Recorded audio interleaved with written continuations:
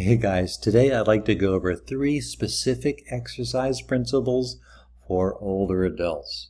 Now these are principles that we apply as therapists when we design an exercise program for seniors.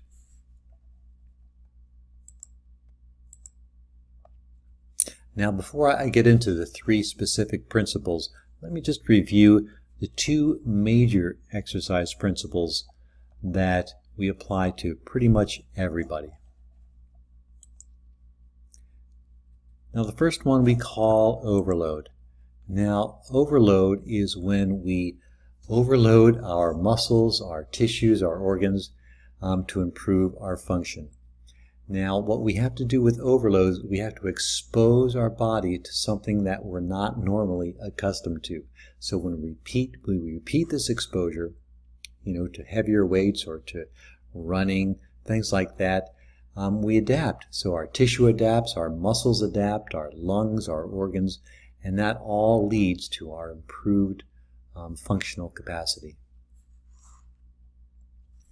Now the load, this can be progressively increased. We can manipulate things to increase the effect of the load. So we can manipulate our position in which we perform the exercise. We can manipulate other things like the frequency, how often we do the exercise. We can manipulate the duration of the exercise, whether it's 20 minutes or 30 minutes. And we can also manipulate the intensity of the exercise to overload our body. The intensity would be the weight or how fast we run, things like that. So for example, if we want to improve our cardiovascular system, what we would do is we could gradually increase the number of days we're running or walking.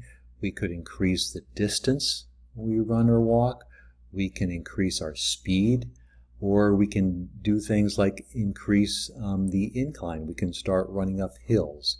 So these are all things we can do to expose our muscle to a load and get that training effect. So in addition to overload, we have the principle of specificity. So basically, specificity means the type of exercise that we do, the training effect is very specific to the type of exercise and the muscles that we use. So for example, if I'm doing a bicep curl, if I use a really heavy weight and I do low repetitions, that's really going to help strengthen my muscles. So that's going to increase my muscle strength. If I used light weights and I did a lot of repetitions, that is going to increase my endurance of my muscle, but not really affect the strength. So that's being very specific in how I exercise. Okay, now getting to the 3 specific exercise principles in addition to those for seniors is what I wanted to talk about. Now those principles are functional relevance, challenge, and accommodation. So let's talk about the first one. Let's talk about functional relevance. Now this principle, this encourages us to select exercises that simulate things we do every day, movements that we do every day. If we rake our yard, we want to work on our upper body, we want to work on our standing, we want to work on our balance.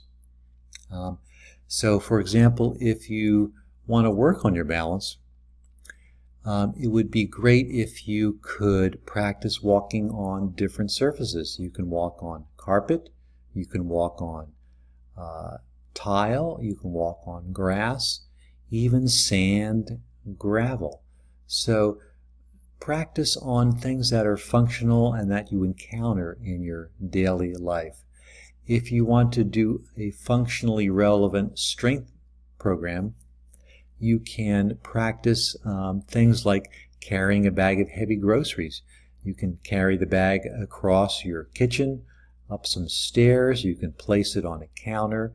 You can do anything with that bag of groceries that simulates your environment. If you don't want to hold a bag of groceries, you can grab some weights and pretend they're a grocery bag.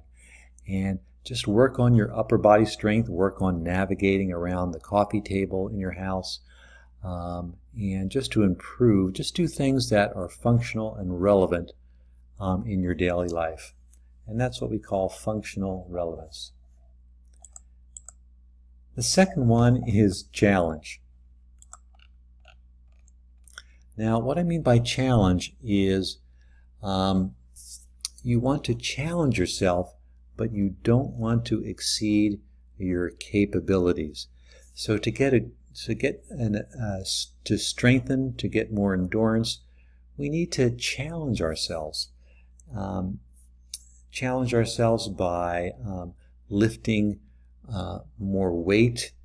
That's the overload principle. We can also challenge ourselves by either sitting or standing. If we are lifting our weights sitting, we can challenge ourselves by lifting the weights standing. We can challenge ourselves by lifting weights on an uneven surface. We can lift those weights on a slanted surface. We can lift those weights in a dark room. We can even close our eyes. So kind of challenge yourself, but not exceed. You don't want to be doing things that are not safe. So if you're challenging your balance, just make sure you're safe. Make sure there's no sharp objects. Make sure somebody's with you, so that as you're challenging your balance, walking on maybe a pillow or foam or walking outside on uneven surface, make sure somebody's with you. You're challenging yourself, but you don't want to exceed your ability. So the secret with challenging is to kind of know yourself.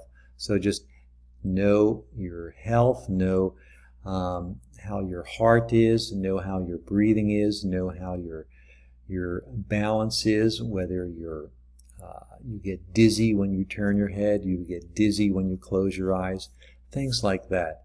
So we definitely want to challenge ourselves with different surfaces, with just being imaginative in how we exercise, but we don't want to do too much. So we want to definitely be challenged. And then the last one is accommodation. And this is the third principle that you really want to think about when you exercise. So accommodation is pretty much you want to do things to the best of your ability. Now, unfortunately, your ability as a senior will change from day to day. So let's say that you're on a heart medication. So one day you're able to go outside and put on your sunglasses, put on your earphones, and you can walk 2 miles. Now the next day you might be able to only walk out the front door and get your mail. You might feel totally different the next day. So you need to accommodate your exercise to your health because things change. If you have arthritis or joint pain, one day you might be able to take an aerobics class. So you can do your 45 minutes of aerobics and feel great. The next day, boy, your knees are hurting and you can hardly stand up, let alone do an exercise class. So basically, when you accommodate, don't do the same thing one day and do the same thing the next without thinking about how you're feeling. If you're feeling really bad, if you're in pain, you're not going to be able to do the same level of activity you did on Monday on Tuesday, because things will be a lot different. So you definitely have to listen to your body and know how you feel when you start your exercise program.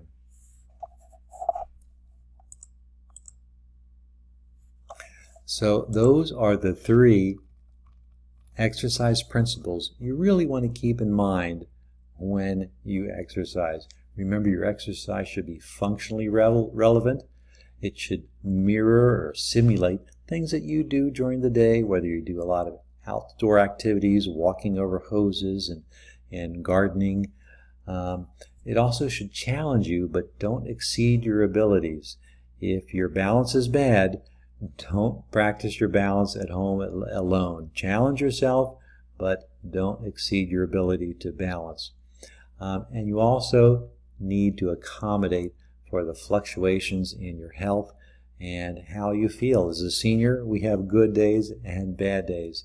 So really keep in mind how you feel, take a little inventory, and try, if you think you can do the same level as yesterday, really think about how you feel today. So you want to definitely accommodate for how you're feeling. And that's it. So let me know how you incorporate these 3 principles in your daily exercise. How are they relevant? How are they challenging you to improve? And how do you accommodate for things like illnesses or injury? So you can also click the subscribe button below. That really helps me. It keeps the content coming. And if you would like some more coaching or you're interested in our exercise programs, you can check out Eldergym Academy. I have the link below in the show notes. And that's about it. Thanks a lot for watching this video, and we'll see you in the next one.